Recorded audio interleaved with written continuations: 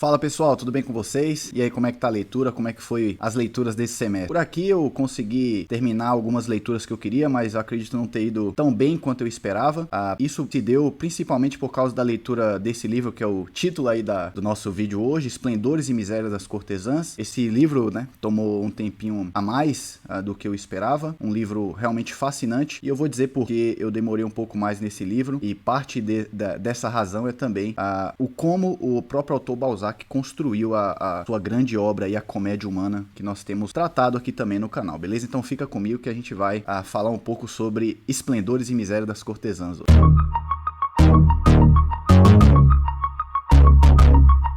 Bom pessoal, eu comecei a ler também juntamente com Esplendores e Misérias das Cortesãs, um livro de um especialista em Balzac chamado Paulo Ronay. Eu encontrei esse livro no aplicativo aí que eu tinha indicado, no Esquilo. E o Paulo Ronay, ele demonstra lá na sua biografia, né, vamos dizer assim, introdução à obra de Balzac. Balzac, ele inaugurou uma forma de escrita que foi o retorno das personagens. E nesse retorno das personagens, todos os volumes da comédia humana, de alguma maneira, tem um personagem de um outro romance, vamos dizer assim. De maneira que o Ilusões Perdidas, o Esplendores e Misérias das Cortesãs é uma continuação do Ilusões Perdidas, e o Esplendores e Misérias das Cortesãs tem personagens do Pai Goriot, tem personagens do Gobseck, do Nucingen, a família de Nucingen, então está de alguma maneira tudo relacionado. E para você fazer, vamos dizer assim, você percorrer o campo, né, imaginativo do autor, para você memorizar personagens, o personagem que retorna nesse livro, você tem que saber de qual história ele era, então você demanda um pouco de tempo. Eu tive que retornar ao Ilusões Perdidas, inclusive tem vídeo aqui no canal do Ilusões Perdidas. Eu tive que retornar ao Ilusões Perdidas algumas vezes para eu poder me lembrar de alguns personagens importantes. Bom pessoal, o que eu achei do Esplendores e Misérias das Cortesãs? Eu achei um livro fantástico, é um livro, ele é grande também, ele é do tamanho ou maior do que o Ilusões Perdidas. Você tem agora o protagonismo de Lucien Chardon, que é o personagem principal do Ilusões Perdidas, sendo dividido com aquele personagem que eu falei lá no final do Ilusões Perdidas, que é o Padre Herrera, um personagem muito bom. Esse Padre Herrera lá no Ilusões Perdidas, ele ajuda o Lucien Chardon, ele evita, né, que o Lucien Chardon cometesse um suicídio ali, ele ia se jogar no rio, lá no Ilusões Perdidas. O Lucien Chardon, ele volta humilhado de Paris para a cidade dele, Angoulême. Ele volta humilhado, o sonho dele era ser um grande autor, sujeitar a nata parisiense ao talento dele, e ele volta de lá humilhado e não consegue realmente colocar em êxito os planos dele. Ele volta humilhado, tenta se matar, né, depois de ele ter causado muito sofrimento para a família dele. Só que aí o Padre Herrera aparece como uma espécie de salvador ali no final do Ilusões Perdidas. E o livro Esplendores e Misérias das Cortesãs começa com o Lucien Chardon novamente em Paris. E no Ilusões Perdidas o Padre Herrera havia prometido para o Lucien Chardon que ele seria o deus do Lucien Chardon. Eu vou prover tudo que você precisar, eu vou te dar tudo que você precisa para você subir os degraus da alta sociedade como você quer subir.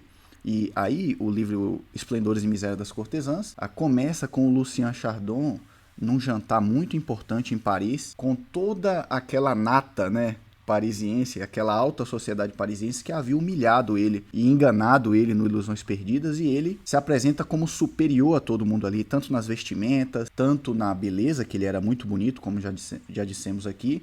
E ele aparece ali sujeitando todo mundo, e isso gera uma curiosidade. Nossa, ele retornou? Como é que ele conseguiu voltar? Quem é que está apoiando ele? Quem é que está patrocinando o Lucien Chardon aqui em Paris novamente? E ele apareceu, aparentava ter muito dinheiro. E quem estava por trás ali do triunfo do Lucien Chardon no seu retorno a Paris, né, o retorno do rei, vamos dizer assim, foi o Padre Herrera. Mas, gente, esse Padre Herrera é uma figura muito interessante. Que o que ele tem de mal também, ele tem de fiel aos seus amigos. Bom, Ivan, como assim o Padre Herrera é mal? Esse Padre Herrera, vocês vão descobrir lá no Esplendores e Misérias das Cortesãs, na verdade ele não é um padre de verdade. Ele é um patife, ele é um bandido. E o nome verdadeiro desse Padre Herrera é Jacques Collin, ou Jacques Collin, não sei como é que é. Mas o apelido dele no meio da marginalidade é o Engano à Morte. Esse cara se fantasiou de Padre Herrera porque ele já havia cometido muitos crimes, e ele agora ali tinha tomado o Lucien Chardon por filho mesmo. Ele adotou o Lucien Chardon, ele se considerou ali o salvador do Lucien Chardon, e ele realmente queria ajudar o Lucien Chardon. E esse cara, para patrocinar a vida do Lucien Chardon em Paris agora, ele cometia várias atrocidades e crimes e tudo que era de mais imoral e incorreto para dar uma vida boa pro Lucian morar bem, para o Lucian ter uma ascendência política, conseguir um bom casamento ali em Paris, virar uma pessoa importante, né? Engraçado que você percebe ali, quanto mais próximo a pessoa era da monarquia, significava que ela tinha mais ascendido, né? O quão íntimo você é do rei, né? Vamos dizer assim. E o objetivo do cidadão parisiense era ascender socialmente até se tornar uma pessoa muito próxima do rei, né? E isso funcionava muito por meio de favores, essas coisas, de um bom casamento, e era assim que as pessoas subiam nas camadas sociais ali. Bom, o Lucien Chardon, ele conheceu um novo amor lá em Paris também, e ele, como sempre, por causa da sua beleza, ele arrasava corações, né? Por isso que o título do livro é Esplendores e Miséria das Cortesãs, né? Porque no seu retorno a Paris, o Lucien Chardon coloca muitas cortesãs ali para se apaixonarem por ele, ele era alvo de muita admiração ali das mulheres da alta sociedade parisiense. E ele acaba se apaixonando por uma meretriz, uma acompanhante, vamos dizer assim, chamada Esther Gobseck. Olha que coisa interessante. No Ilusões Perdidas, o Lucien Chardon havia se apaixonado também pela Coralia, né? Que era uma atriz, mas era uma mulher que vivia na Esbórnia também. E ela acaba morrendo lá, que foi o primeiro desastre, na vida do Lucien Chardon, quando começa ali o declínio dele no Ilusões Perdidas, né? Então ele se apaixona por essa Esther, e essa Esther é uma mulher muito mais bonita que a Coralia. É uma mulher tão bonita, que é talvez a mulher mais bonita de Paris, ele dizia, né?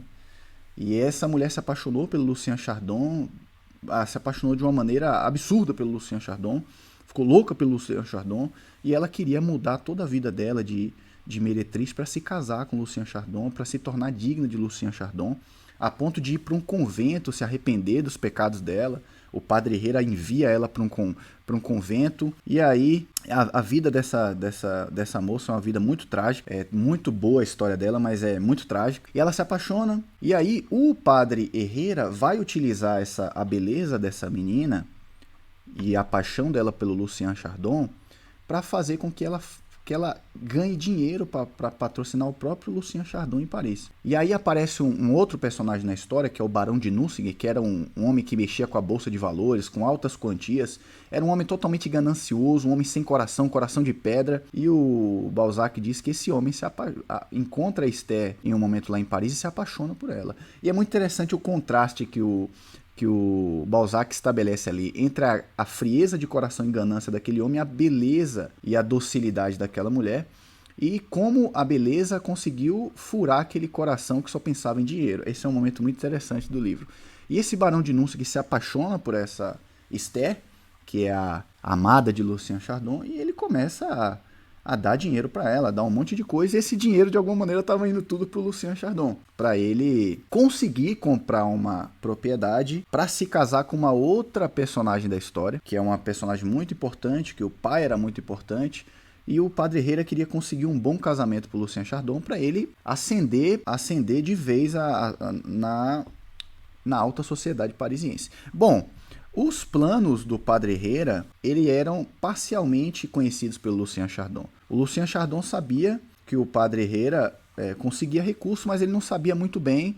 Mas começou a ficar claro para o Lucien Chardon que o padre Herrera era um patife. E a máscara do padre Herrera começou a cair. Mas o Lucien, ao mesmo tempo, ele entrou em um acordo, vamos dizer assim, em um acordo maligno para ele conseguir realmente vencer ali a alta sociedade e conseguir triunfar sobre aquelas pessoas. Bom, gente, nesse ínterim, né, aparecem muitos personagens muito interessantes. Aparecem investigadores ali para investigar a procedência, né, do dinheiro de Lucien Chardon. Da onde é que tá vindo o dinheiro desse cara? Quem é que tá patrocinando esse cara? Então, como ele ia entrar num casamento muito importante, até o próprio pai da moça começou a ficar preocupado com as origens daqueles proventos ali. Então ele começa a investigar e começa a perceber que a história do Lucien Chardon não tinha nem pé nem cabeça. Ele começa novamente a declinar. E o padre Herrera, ele começa a cometer crimes mais atrozes para esconder esse passado do Lucien. A coisa começa a ficar muito tensa, aparece um outro personagem muito bom, chamado Corentin, que ele é um espião, um investigador da polícia da França. Ele tinha uma filha, a história dele com essa filha é muito legal, gente. Presta atenção nessa parte. Aí acontece que o Corretan entra nessa história para investigar, né? Ele mais 3 investigadores, é um momento muito bom do livro, do Esplendores e Miséria das Cortesãs. E aí começa a ver que esse Padre Herrera, na verdade, ele é um guilheta, né? Que eles chamam, que era um cara que ele foi condenado a trabalhos forçados, que ele era um patife, ele não era um padre de verdade.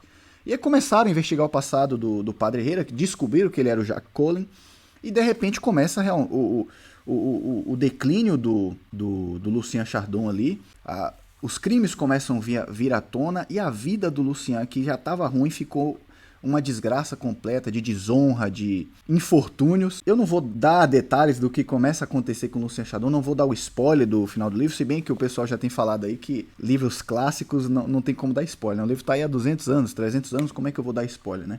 Então existe um tempo aí para spoiler, na verdade, mas eu não vou falar o que acontece, mas algumas considerações são importantes, né?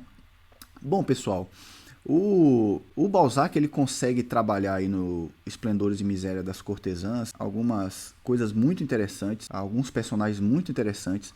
O Lucien, ele é um personagem que não consegue ainda se desprender daquele coração de poeta que ele tem, que sofre por qualquer coisa, que tem uma visão muito romantizada da vida, uma visão muito uma visão muito utópica da vida, né? Uma outra coisa interessante que você percebe é a distinção muito clara que o Balzac faz entre sonho e ilusão. Porque o que é um sonho? O Lucien Chardon ele tinha um sonho de ser um poeta, um escritor, e até aí todo mundo pode ter esse sonho, é um sonho nobre.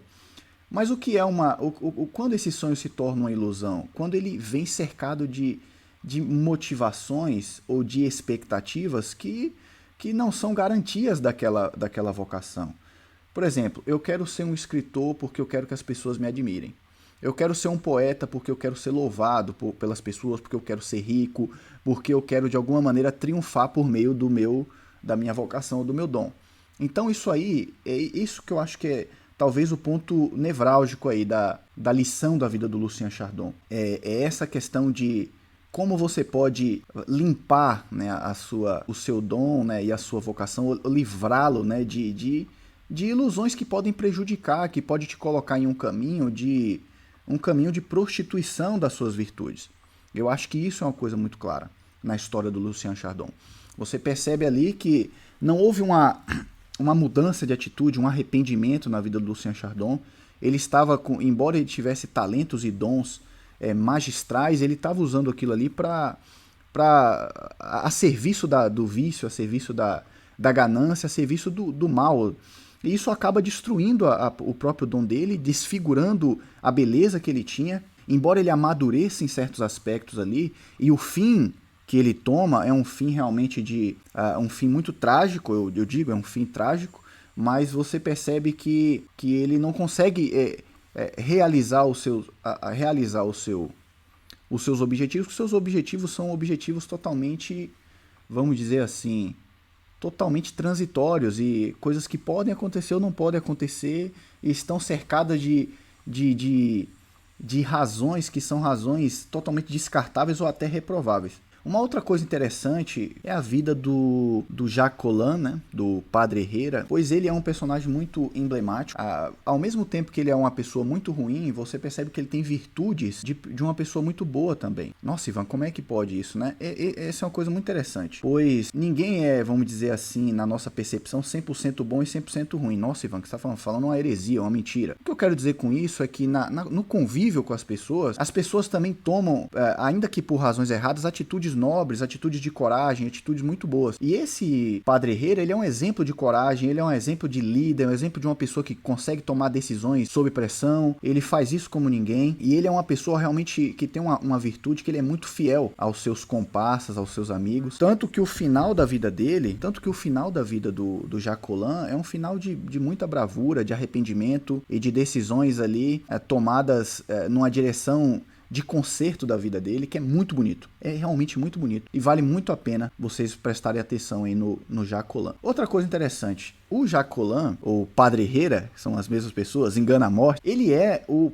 personagem que liga Pai Goriot ao Ilusões Perdidas e ao Esplendores e Miséria das Cortesãs. Eu achava que era o Lucien Chardon, mas não é o Lucien Chardon. É o Padre Herrera que liga esses 3 romances do Balzac. Gente, uma outra coisa aqui pra gente encerrar também, sobre a própria forma de escrita do Balzac. O Balzac fundou esse conceito de retorno das personagens e durante a composição da comédia humana, ele trocou o nome de muitos personagens para que toda a obra ficasse de alguma maneira interligada. Então, vamos citar como exemplo, tem o Barão de Nucingen lá, que aparece lá no romance Nucingen. Pode ser que o nome desse barão fosse outro e aparecesse no Esplendores, e ele, para linkar esse romance com outro, ele trocou o nome do personagem, ele corrigiu de alguma maneira a história do personagem para ter uma unidade literária ali, para ele colocar a termo, vamos dizer assim, o seu objetivo, o seu ideal de fazer a comédia humana toda interligada. Bom, pessoal, eu indico bastante o livro Esplendores e Miséria das Cortesãs, é um livro fascinante. Eu espero que você goste da leitura. Se você ler, por favor, deixa aí seu comentário, e também, se você puder comentar aí o que você achou, não esqueça de deixar o seu like também, compartilhar o vídeo. E é isso aí, pessoal. Até o próximo vídeo e um abração para vocês e até a próxima. Valeu!